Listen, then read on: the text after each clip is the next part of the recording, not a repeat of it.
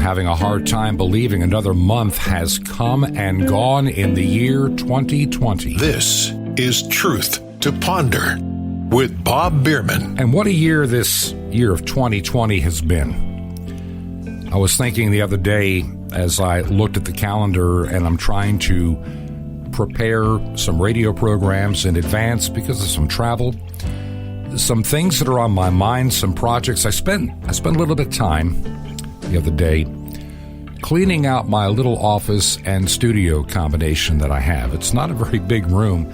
Literally, it is 5 feet by 6 feet. That's it. Just a very tiny room. And I need to do a little bit more soundproofing in here, I think, as well. But it's serving the purpose for the moment. But as I looked at the calendar and I tried to get a clear understanding of the things that are going on in this world today, and realizing, where's this year gone? How many of you are like me? And I want to just share a few thoughts today on this program that is going to be both our Friday edition and weekend show. I've got about 4 things running in my mind right now. Number one, all the plans you sometimes can make may completely fall apart. I can remember back in February, before the virus was even really being spoken about and lockdowns and all that stuff that came just a matter of 30 days or less later. I remember doing a radio program for the weekend show called Blown Up Plans. And I was a little bit, it was one of those kind of sad things that happens in life. You make all these great plans, and then something just comes along to kind of knock them out of the park, where what you hope to have happen doesn't. Way back in February, I was looking forward to a very special conference with some of my clergy friends. We were going to meet. We're going to meet in St. Augustine, Florida. Now, it's not the most tropic of all weather, but it sure beats being up in, let's say, upstate New York, where I came from that time of the year. And I was looking forward to not just getting together with people within my own church body, but also I had reached out earlier to somebody in Virginia that I knew of in a very similar church body. And my wife and I made the decision to invite him and his wife to join us for a couple of days at my expense. And so, we book all the rooms, which ended up being non-refundable. And it was just an awful time. The day before, now, for weeks I've been doing extensive planning for what this is going to be. I mean, I spent some money I probably shouldn't have spent on getting some beautiful, polo or golf kind of shirts made up with the logo of our church group, and also some other items that I wanted to pass out, like really nice coffee cups. And I was going to, give some of these to my fellow clergy, and also some ideas that just, how do we get the message out of who we are? How do we help grow our churches? How do we reach into our communities? And how do we reach out to other like-minded Christians to work better together and not be so much apart? Man, I spent from basically right after Thanksgiving last year, which is in November here in the United States, getting ready for this time. I knew it was going to be, life-changing, or it could be. And so we did all this planning, had all the rooms booked, airline reservations for some people already made to come down from way up north and all over. And what happened? The day before I am to get up in the morning and drive the little over 3 hours to St. Augustine, everything is already ready. We've got even the dog sitters lined up for a couple of days. Get a phone call that one of the very important people that needs to come there, they're not going to be able to make it because of weather issues. And I'm figuring, wow, this is going to be so disappointing. But, okay, there's still a few of us that can get together. And then an hour or two later, the same thing happened to somebody else in another part of the country. Snow. it was going to be, for that small airport, not good. You couldn't fly. And so suddenly, two of the most important people to come can't make it. And so we, about 1 o'clock in the morning, made the hard decision to pull the plug on that meeting. And some of us, like me, were stuck with reservations we could never use. And so be it. It never happened. And so all this time of planning, November, December, January, all the way into early February, 3.5 months, really putting my heart and soul into this, what'll be a 3-day event, all came to a crashing end because of weather. We never expected to have that happen. Of course, you never do when you're that far out. And even in the days prior to the event, we didn't see any weather situations developing around the country that could cause this kind of a problem, but it just happened. And so our plan at the time was to kind of regroup ourselves. And in regrouping ourselves, we were going to, maybe meet in April or May, or maybe even in June, but we would just do it a little later on. And so we started putting feelers out. When would be good? Well, you got Mother's Day in May, you got this, you got graduation. So we're trying to find a new date for everybody. And then I get that phone call out of the blue. We had all been hearing about this new virus coming from somewhere, probably China, and we don't know a whole lot about it. There's so much conflicting information. You've got authorities like the World Health Organization saying not to worry, this virus is not contagious to human beings. Well, that turned out not to be true. And the more we're beginning to learn about this virus, it seemed like this thing could be a serious health problem. And then the Imperial College of London came out with their predictions about how many people could die by the summertime, like, June. The number was horrifically scary. And I have that phone call saying, we need your help. I have done some emergency management work in the past, and I was asked to assist a county, and I made the trip. I drove up from Florida to North Carolina, and for the next 6-7 weeks, that's what I did. But I realized the numbers were not adding up, and that's another story for another day. But I'm just saying our plans got changed. Well, that all of a sudden now we're in lockdown, shutdowns, and social distancing, schools closing. Obviously, it's pretty self-evident that we're not going to be having our meeting in in May or June, maybe in the fall, and it just goes on and on. And all of a sudden, everything we had planned for the year 2020, as I look at it now, never happened. My wife and I had a number of plans of things we wanted to get done here at our place in Georgia and also within our region. I had been seriously considering in the back of my mind, but I never could figure how I was going to do it, to maybe even, plant a small church right either in Georgia or North Carolina. We're right on the state line, so either one would have been just fine. But I just never felt strongly that I should be doing it. Maybe you've been there yourself, especially when you're in ministry work. You'll understand what I'm talking about. You think you need to be doing something and in ministry, but it just doesn't pan out the way you think it should. And you put your effort in, and there's just no return. I've been there before.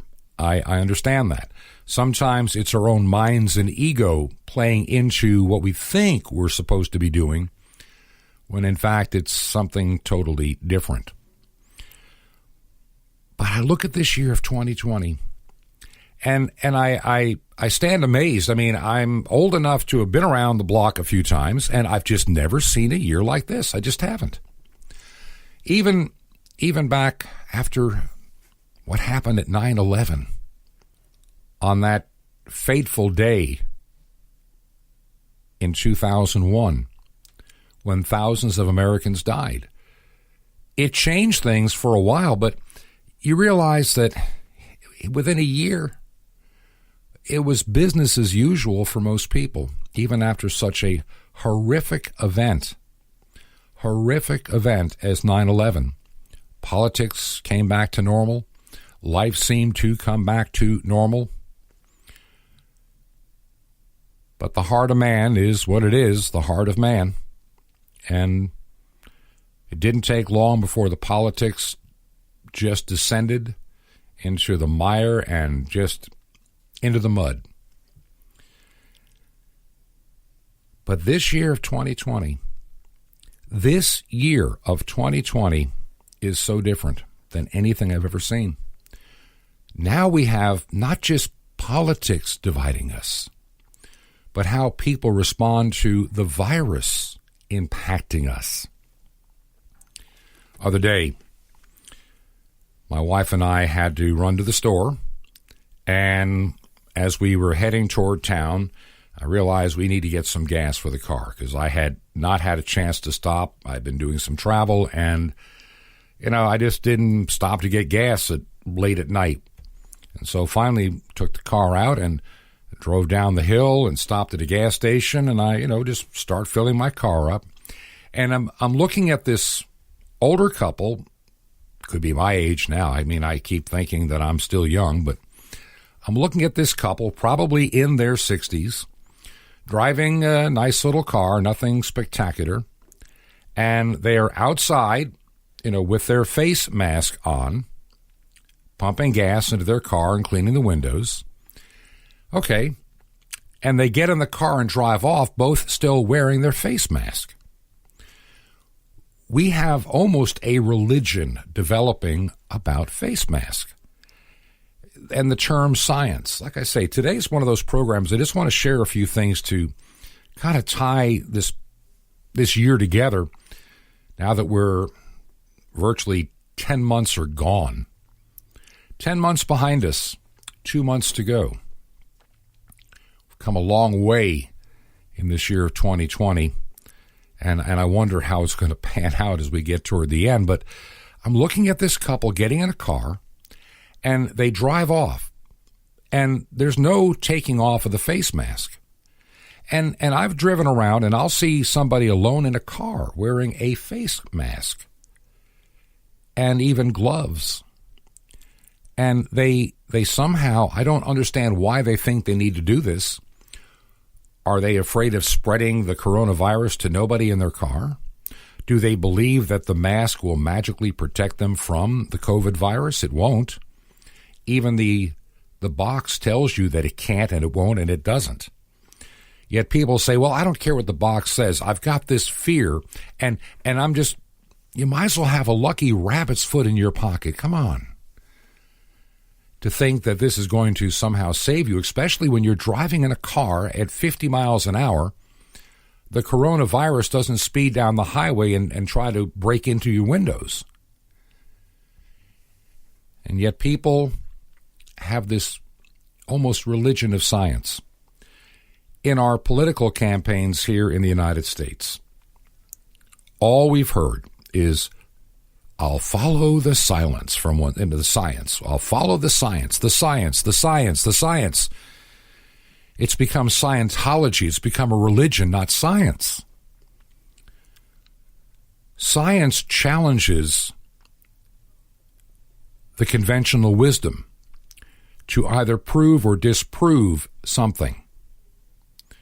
A theory is nothing more, as one professor many, many years ago said in a college class, when asked to define science, he said, science starts out with just a guess. And people in the class, of course, laugh when they hear that. What do you mean science starts out as a guess?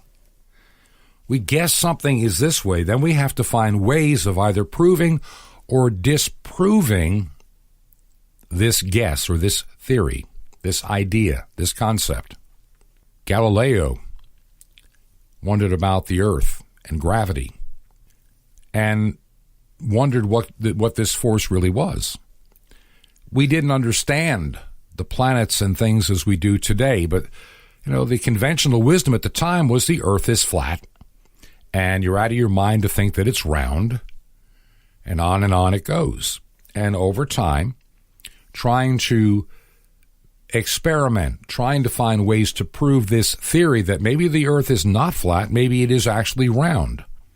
Maybe we are not the center of the universe after all, as many of us had originally thought. See, at that time, the science said, not just theology, the science said, the earth is flat. From what they observed, the earth has got to be flat. They didn't understand gravity. They didn't understand any of this that we don't think twice about today. It's funny when people talk about things of faith and religion, and the Bible was right about something way back in the Old Testament, long before Galileo, long before anybody even conceived of the notion that the earth is round like a ball. The earth is described in the scripture with a word that is translated sphere, like a round ball. Isn't that amazing that the scripture had it right thousands of years ago, long before we had experiments to prove that the earth is even round? Just a little side note. So here we are in this year of 2020. 2 months to go. And next week here in the United States on Tuesday, it's our election day, and who knows how this is going to turn out. I mean, this is anybody's guess on what's going to happen on Tuesday. If you're listening to this broadcast internationally, like in maybe Australia, maybe somewhere in the continent of Africa, if you're listening to this broadcast and you have your opinions about, let's say, United States government stuff or how things are done here, I will urge you in many cases not to trust some of the media in this country because they have been proven to be liars. They have been proven to be factually inaccurate. They've been proven to be, in many cases, like the worst being CNN, politically biased, all in for a cause. When you go back to the beginning of the Soviet Union after the Bolshevik Revolution, all this occurring around the time of World War I, Lenin pretty much decided to take over the press, in other words, the news, and control it. Because if you can control the narrative, you can control the people. And so he named the newspaper, and then eventually the agency that ran a lot of the news. The primary newspaper is called Pravda, which in Russian means truth. I talked a long time ago about the word truth versus factually accurate. When I was coming up as a child, we were told and we learned at a young age we are to tell the truth. We need to be honest and accurate, and that to tell a lie is unacceptable. To be dishonest is not a good thing. It is sin. We learned that as kids. Now, many of us probably did, but the bottom line is, truth used to be something that was, well, dependable. But see, in the Soviet Union, they began to modify what the word truth really means. The truth is the agenda of the day. The truth is what you're supposed to believe. The truth is what you're being told, and you are to accept that truth. Regardless of any evidence, you must believe that truth. And there's a consequence if you don't. In the Soviet Union, Pravda was used as a propaganda instrument to deceive the people on a daily basis. Even in 1930s Germany, same thing. One of the first things that the Nationalist Socialist Party did was to take control of the news media, radio, and movies. Even the kind of music being recorded started to be controlled to control the narrative. And that's important for you to understand. Control the narrative. A while back, I did a program about truth, and I'm thinking about it right now. The book 1984 by George Orwell, written in 1949, as the world was beginning for the first time to really understand the dangers of communism. See, prior to the Second World War, communism, as we knew it, was contained in one nation called Russia, which called itself the Soviet Union, that had eyes on acquiring more territory in their part of the world. But this is before satellites. This is before we're traveling by jet airliners. This is before this World Wide Web that connects us. And so something in a country like Russia, so far away, was foreign to us and our ears, and we didn't really worry about it because we had the Atlantic Ocean and the Pacific Ocean between us and them. That was the mindset for quite a long time. But the world started getting smaller after the Second World War, having had soldiers in Europe and the Pacific at the same time, and movies, and radio,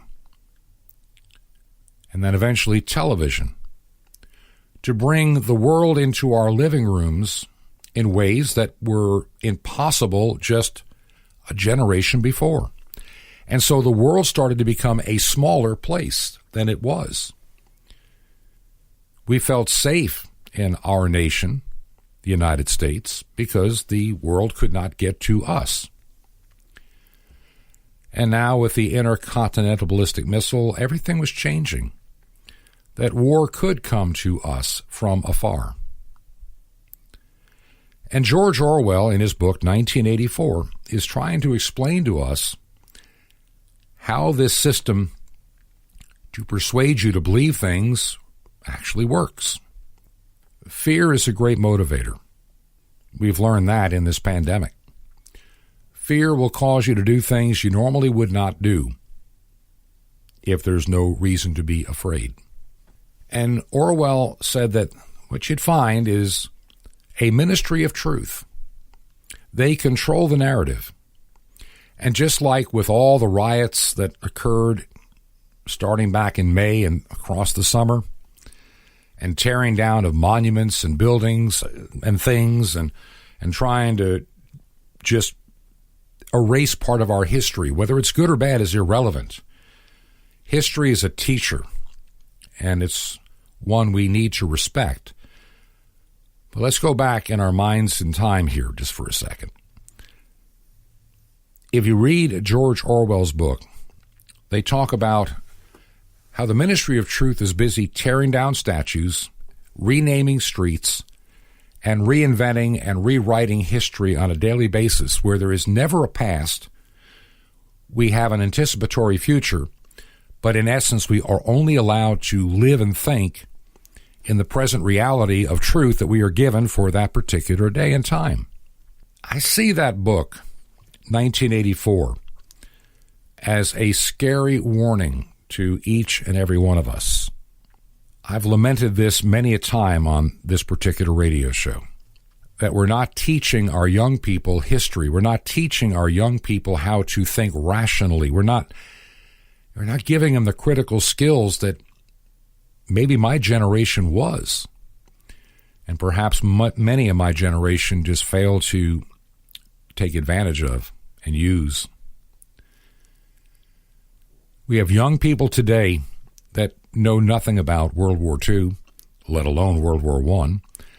They barely even know what the Vietnam War or Korean conflict was unless they happen to have some relative that was involved and told them the story of what was going on. I talk to young people, a lot of them, and they're just woefully missing such important stuff in their lives, and it's scary. It's not only scary, but it's worrisome to me. There's a word my wife hates to hear on the TV. And if you're listening overseas, you may not know who this individual is, but if you are from the United States and you were raised in the time frame that I was, you've heard the name Joe Namath. He was a famous football player, not to be confused with soccer. It's the football of America. And he was a legendary football star and player. Well, he's older now, and you see him on the TV this time of the year when we kind of update our Medicare for those that are senior citizens like ourselves. We can change part of our plan during this open enrollment period. And there's Joe Namath on the TV now talking to us senior citizens who have to decide whether to maintain the way we're doing our current insurance or now's a good time to make a change. And he's there talking about the new Medicare benefits plan. I'm not throwing off on the company. I'm just the whole way we advertise and think in this country. Get all the benefits you're entitled to. Get all the benefits you're entitled to. And that's his big chant every time he gets on there. Get all the benefits I did not know until I called this number and found out that I could get this and I could get that. So get everything you're entitled to. Many, many years ago, the word entitled had a different meaning than the word does today. Back when I came along, the word entitled meant you earned it, you worked for it, you gave of yourself to acquire this. I worked for a department store when I was 16, stocking shelves, and I was entitled every week to a paycheck or a pay envelope. Actually, they gave cash back in those days. And I was entitled to it because I put in X number of hours of work in exchange for a wage. My entire life, when I've worked in on-air and radio or in engineering, I worked and I gave of my time and my life. A piece of my life was given to this company. In exchange, they paid X number of dollars to which I could use to keep a roof over my head, a car in the driveway, and food on the table. The word entitled was so different 30, 40 years ago. Now people have a different definition of the word entitled. I mean, it's a very different world and word today. I want something, therefore I'm entitled to it because I want it. Not that you earned it, but I want it. Young people today say, well, I'm entitled to a good smartphone. I'm entitled to an iPhone because I want one. And many parents cave to their young people without giving it a second thought. They just simply cave. And mom and dad are paying for these smartphones, and these kids live on them because they feel entitled. You know what's really sad? When you have people that are in their early 20s trying to figure a way to scam the system so they can be considered disabled so they don't have to work. Somebody else will pay it. My wife and I talk a lot about what we call the entitled world around us. People that, when they walk their dogs, won't clean up after them, even if it's on somebody else's property. Or they think that because it's a common area or park, it doesn't matter. It's the entitled mentality. So as I look at this year of 2020, we've got to take a break here in just a moment. As I look at this year of 2020, and I look where we started, where we've gone to, where we are.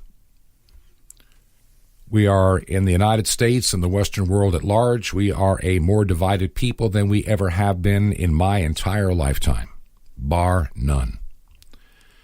We are divided on politics. We are divided on issues of science, where this scientist opinion is more important than your scientist opinion, and it goes on and on and on and on and on. And my wife goes, when is this going to end? When is all this going to get back to normal? And my answer is, you'll have to wait until the other side of the break, and I'll give you my answer when things will actually return to normal. We are currently at our Georgia address, and we'll be here for a while, our little tiny place in the mountains. At least I'll be here for a while. And if you want to send me a card or letter or just a note that you're listening, especially if you're listening on radio, day and frequency and time are really important, so I can make some decisions as we're getting ready to run out of this month and we're going to be going into November. I need to know which frequencies to remain on and which ones I may have to let go. So any information is helpful. You can also send that as an email to bob@truth2ponder.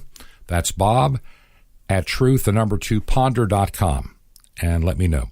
Once again, if you're listening on radio, time and frequency are very important. We'll be right back. This is Truth to Ponder with Bob Bierman. One of the strangest of biblical books. Shalom Aleichem. This is the nice Jewish boy, Jonathan Kahn, your Jewish connection, bringing you the riches of your Jewish roots in Jesus. Now get your pen out as fast as you can so you don't miss out on receiving a special free gift you're going to get and love in a moment. Purim. It's the Hebrew holiday that falls around March and which is celebrated to remember the events of the book of Esther. Now, the word Purim in Hebrew means lots. It's from that word we get the word lotto and lottery. So having the Feast of Purim is like having a Feast of Lotto. It's about lots and dice and the law of chance. And that's what the book of Esther seems to be about, because for a while it seems like it's a book of chance. Everything's out of control. The wicked prosper and the righteous are cast down, and all the twists and turns of the plot, it seems as if everything is out of control. It's random. It's chance. It's all epitomized by the Purim, which is Hebrew for the casting of the lots. And yet, as the story heads to its conclusion, all of a sudden, all those seemingly chance things, those random events, all start coming together, and everything starts turning and working for good. It's the hand of God. And so it is in your life, my friend. You see, your life will often seem to you to be a book of Esther. Things will happen that you won't understand. You'll try to see the reason for it all, but it will seem hard to make sense of. Sometimes it'll seem that things just happen by chance or for no reason, the Purim. But remember the book of Esther. You see, God promises that as you follow him and press on with him, he'll work all those things in your life, all those things you couldn't understand, together for good. That's a promise. Even though sometimes it'll be hard to see, nothing in your life will ever happen for no reason. All those things will work for good. So when you don't understand, trust and press on. And in the end, you can be sure you'll always have more than enough reason to celebrate the Lord's love. Happy Purim.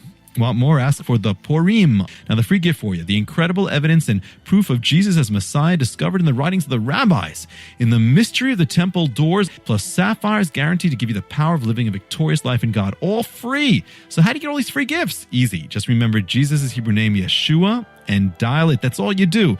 Just dial 1-800-YESHUA-1, and you'll be so blessed. But call now, 1-800-YESHUA-1. Now, my friend, you're on this earth for a great purpose, to be a blessing. So I invite you to join with me in bringing the greatest blessing to the unreached peoples of this world, salvation, to 5 continents with over 1 billion people. Just call now, 1-800-YESHUA-1. That's YESHUA-1. Or write me direct, The Nice Jewish Boy, Box 1111, Lodi, New Jersey, 07644. It's The Nice Jewish Boy, Box 1111, Lodi, Lodi, New Jersey, 07644. Well, till next time, this is Jonathan Kahn saying Shalom Aleichem, peace be to you, my friend, in Messiah Adon Olam, Lord of all.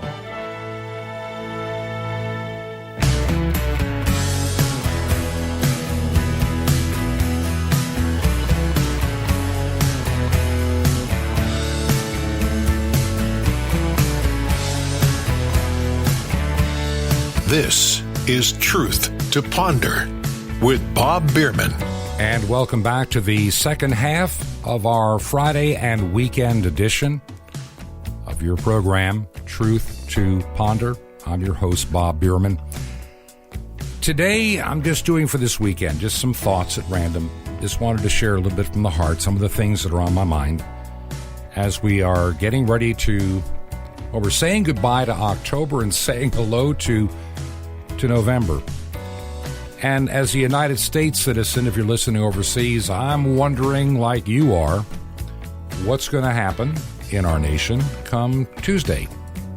I spent a lot of years in media, even doing some news early in my career. I mean, I was trained to go out there and see a story, write about the story, then deliver it on the radio. And back when I started, way back in the early 1970s doing news, we had kind of an understanding in the business. Accuracy. We didn't use unnamed sources that couldn't be found. You just didn't do it. Especially when you're in a radio station in a city, not a network. Because, see, once your credibility has been exposed, I was telling that to my wife the other day, even with television. Once your credibility, or lack of, has been exposed, it's hard to keep an audience. And that would happen in smaller town or medium-sized markets. If you were known to deliver inaccurate news stories, because remember, the people live there. They saw firsthand what's going on in their towns and their communities. So it's hard to fool the locals when you're doing a story and telling them something that their own eyes tell them is not true. I mean, that's just the bottom line. But see, we've gotten to this point in network newscast, especially when it comes to things like CNN, NBC, ABC, CBS, and MSNBC, all of that. Truth is no longer even tolerated. I mean, real truth. They make up their own truth every night and every day because they are sold on a political narrative they want you to believe, just like propagandists of the Soviet Union did for all the years they were in business. For about 70 some odd years till they collapsed upon themselves. And so we have all these people on the TV that are trying to tell you what you should think, how you should believe, and don't even trust your own eyes. And one of the things that is hard to explain, and I've had people try to explain it to me, I think I understand this, maybe you'll pick up on this. Like I say, in a local small market, when I say small market, let's say a county of, 25, 50,000 people or less, something like that. Even in a county of 200,000 people, the person reporting the news in a newspaper or on the television or on the radio, he lives in that town. People know who he is. And if you report a story that many people also were an eyewitness and they're going, this guy's not right. That's not what we saw today. Your credibility in a small town is just gone. And you, in terms of your job, will be gone in short order. That's just the way that it is in a small town. If you're running a small town newspaper, accuracy in spelling people's names, everything is, you can't make certain mistakes. But see, in the national arena, it's different. A reporter can make a statement about something that happened in Atlanta, Georgia, or Cleveland, Ohio, or San Diego, California, or Dallas, Texas. And if you're living in, Indiana, or maybe Oklahoma, and you see the story, you weren't there, so you don't know if that person's fully telling the truth or not, or eliminating some of the important information. Telling a half-truth is still a whole lie, no matter how you cut it. That's your intent. You don't want somebody to be fully informed. And so many of these media outlets out there, they'll tell you what they want you to know. Now, maybe you're living in Cleveland or Atlanta or wherever this story occurred, and you're watching it on a national newscast, and you'll say, well, that's not exactly how it happened, but you don't give it a big thought. You're kind of acting like, well, they're from out of town. What do they know? Kind of mentality. Yet, they just told you a mistruth. Yet, the next story that comes on where you have no reference point because you don't live there, maybe the next story is coming out of, make up a town, Miami, Florida. And you're living in Pennsylvania. And you've never been to Miami. So you immediately believe everything you're being told in the next story, and you don't question it. And that's one of those strange dichotomies when it comes to a national newscast covering events from hundreds of miles away in places you may have never been to before, or you've only been to briefly, and you weren't a witness to that story. Are you following what I'm saying here? Just think about this just for a moment with me. Just follow along. There are people that blindly watch MSNBC or CNN in particular, and they'll see a story that kind of is in their backyard. They'll know that it's wrong, yet the next story, because they have no reference point, they just believe it. They believe it because they are in a mindset, politically and otherwise, where they want to believe much of what they're being told because it fits their personal narrative. I'm getting to the point in life that I don't look at any news outlet, or very few, with any objectivity anymore. I absolutely, because I've seen firsthand what they've done. I look at the major networks and the way they edit stories to change the meaning of what somebody said. And it's an intentional way of trying to deceive you. And they do it anyway, and you believe it. People believe it. For years, I watched Fox News here in the United States. Oh, someone's saying, how can you dare watch that? Look, I don't even trust them much anymore. Once again, there are a few people that I give some credibility to, but much of what I see is just more corporate media looking for money. It's all about dollars and cents in the communications world, especially in this country. News is a business. News makes lots of money. And you put these talking heads in front of a camera that look good, and if you're over at MSNBC, you're totally in the tank for the Democrat Party, and anything they say, you will just believe it at face value and never challenge it. And all you spend your time doing is criticizing the other party and extolling the virtues of the one that you're supporting and trying to get people to be persuaded.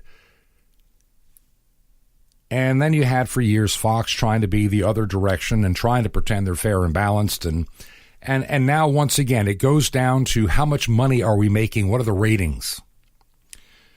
There's some smaller networks that I watch, a lot of online things that I read.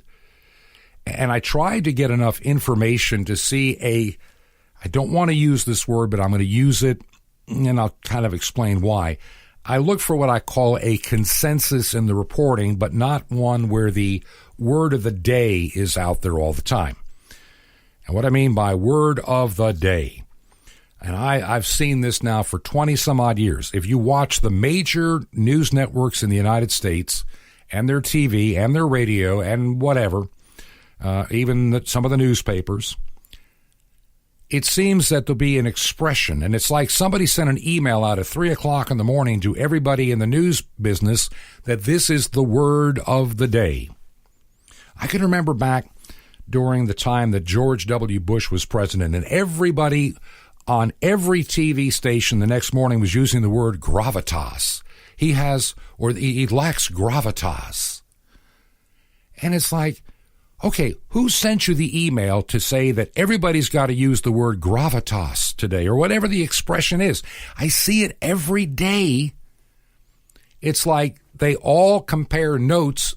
Somebody decides the day before what the agenda is going to be, and every media outlet at CBS, ABC, NBC, CNN, MSNBC, Washington Post, New York Times, Chicago Tribune, they all repeat the identical same narrative down to the words that they choose.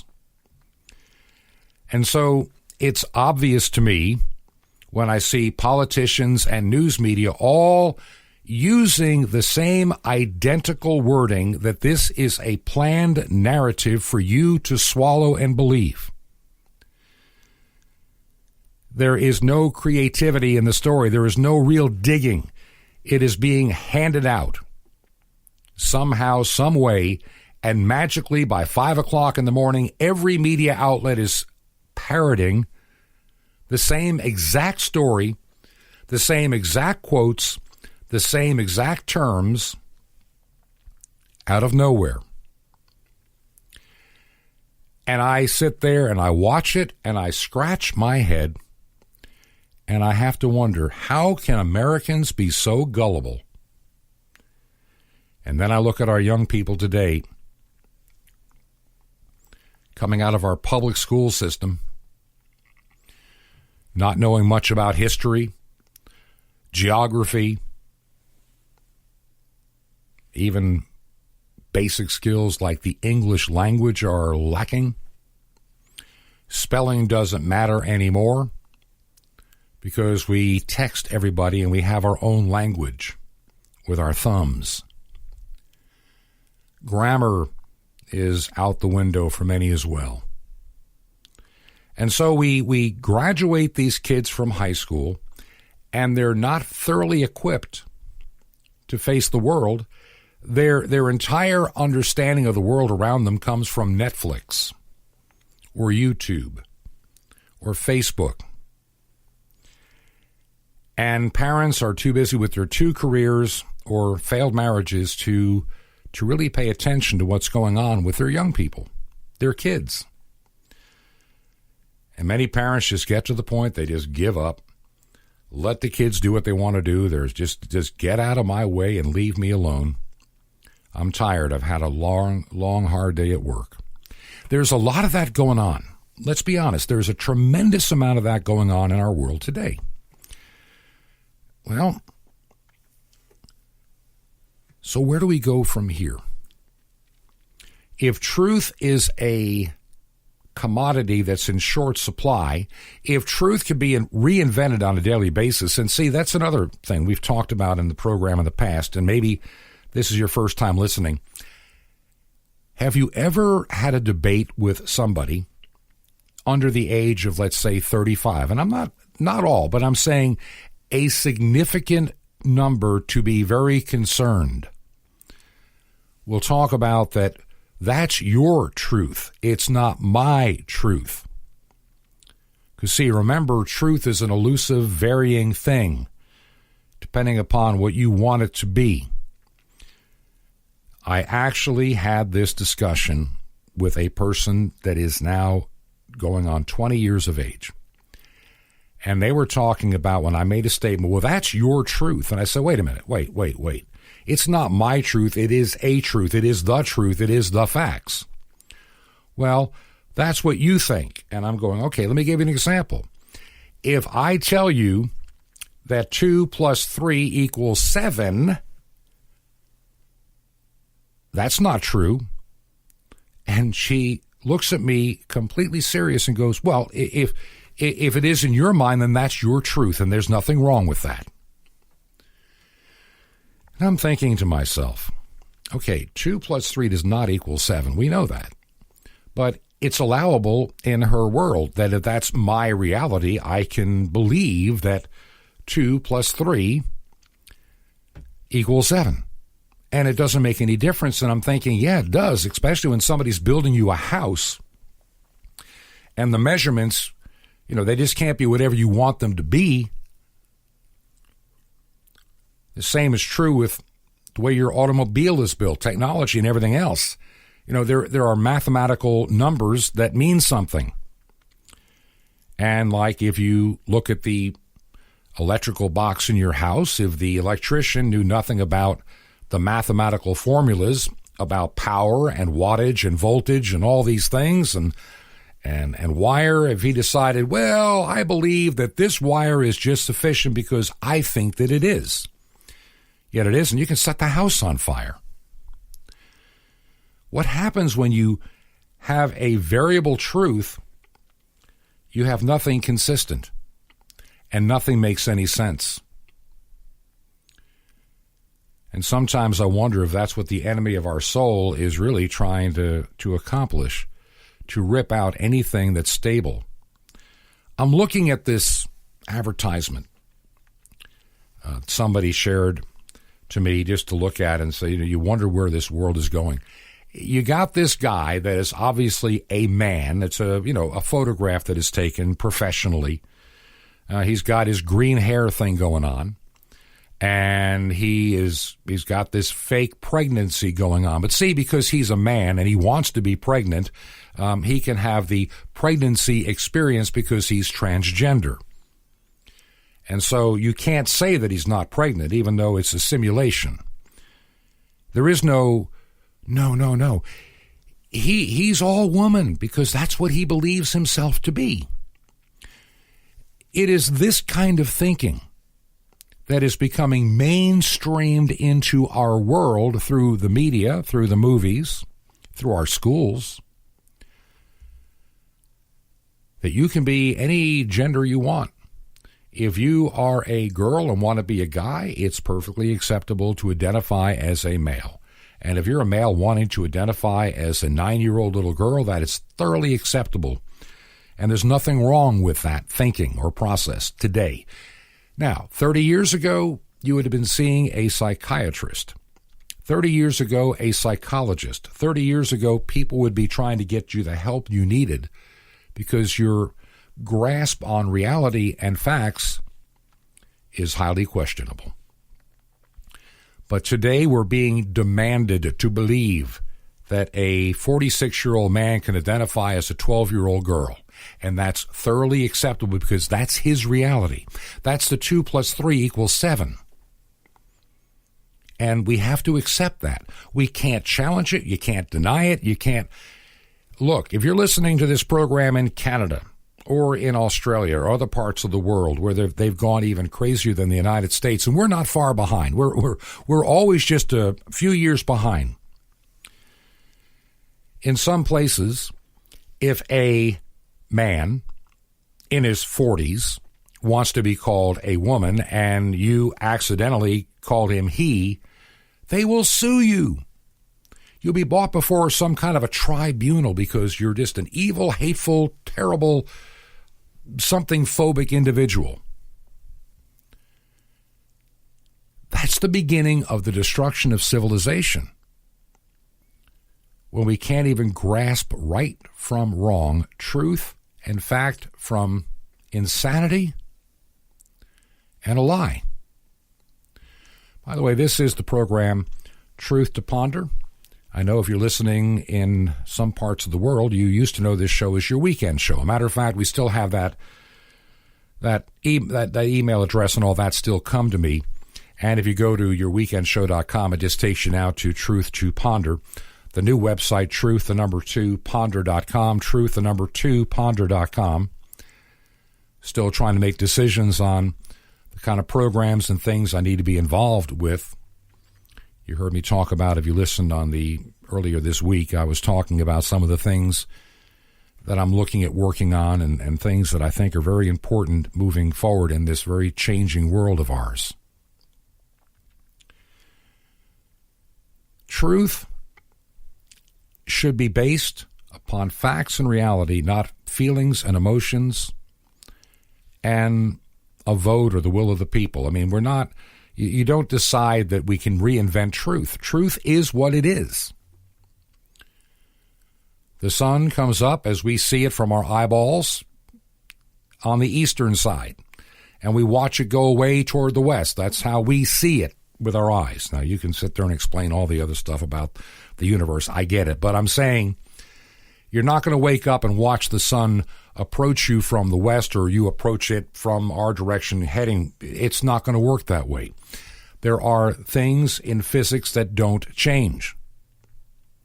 There are certain non-variables in this world that don't change. Yet, we have people that believe that anything can be anything if you only want to imagine it. That's another new word that's crept into the vocabulary. Re-imaging, reimagining. Re-imaging, reimagining. We're going to reimagine the police force. We're going to reimagine this and that and the other. So we can get away from the reality of what they really are and distort it. We have a generation being, misinformed, indoctrinated, and allowed to believe that all things are relative. There is no real constant out there. How is this world going to survive if we keep that kind of thought process going? Next week, I'm sure I'll be talking more about these things, and I'm going to be lining up some guests that I think can shed some light. Today, I just wanted to come before you on this weekend program. I haven't had a chance in a while really just to speak from the heart. And maybe I need to, share some true stories and things that I've seen that may encourage you in your day-to-day walk. If you're listening to the program, would you take the time to let me know? As I reassess what I'm doing and some projects that are right in front of me that I've got to make some decisions about in the next several days. I want to use my time wisely and efficiently. It's not about me. It's not about my ego. It's about doing what I'm called to do. Programs like this, sometimes I wonder if I'm wasting my time. Yet something inside says that somebody needed to hear what I had to say today. And to get a grasp again that truth is not relative. Truth is factual. Truth is a foundation that shouldn't be movable or changeable just because you want it to be. Just because I'm a 45-year-old man, I can't be a 12-year-old girl playing with dolls. There's something inherently wrong with that. Yet that's the kind of stuff that's being mainstreamed into our world today. Seriously. It's a scary thought, isn't it? Next week will be a very strange week. If I'm going to be a guessing man, I would say that we will really not know the results for a while of the election. But I think a lot of things are going to change regardless of the outcome pretty quick. Some things that need to be dealt with in this country rapidly before the end of this calendar year. Will the virus suddenly fade away after the election? Time will tell. Time will tell. I've had this feeling as I look at people saying the numbers are spiking, the numbers this, the numbers that. And, it's also flu season has begun, but magically there's no flu. So, yeah, do I have some questions about some of the things that I see and I read and trying to be told? And, yeah, I do. It's not that I don't believe in science. Actually, I very much do. But I'm not keen on opinions. I'm not keen on 40 years of research being thrown out the window because somebody decided this makes a better idea. And it becomes more of a political statement than a factual statement. I would love to hear from you what you have to think, what you have to say about what I'm talking about today. And even some ideas for future radio programs and guest suggestions. You can contact the program from the website, which is truth2ponder.com. Truth2, the word ponder, P-O-N-D-E-R, ponder.com. And our mailing address in Georgia is Truth to Ponder or Disbob at the address being 21 Berkshire Lane, 21 Berkshire Lane, B-E-R-K-S-H-I-R-E, Berkshire Lane. Add the number 263 after the word lane to get to our little mailbox that they have here. And the city is Sky Valley, 2 words, in the state of Georgia, and the zip code 30537. That's 30537. Once again, Truth to Ponder. You can reach us at 21 Berkshire Lane, number 263, in Sky Valley, Georgia, zip code 30537. Next week will be a whole new set of broadcasts, and it's going to be a very strange week indeed, I know. And I'll try to, every day or so, get you up to date on the things that are happening. But I do need to hear from you as soon as you can take the time to let me know you listen. And until we get back together again, whether it's next weekend or on Monday, may God bless you. This has been Truth to Ponder with Bob Bierman. To find out more, visit our website, truth2 and the word ponder.com. That's truth2 ponder.com. Truth to Ponder, shining the light of truth in a darkening world.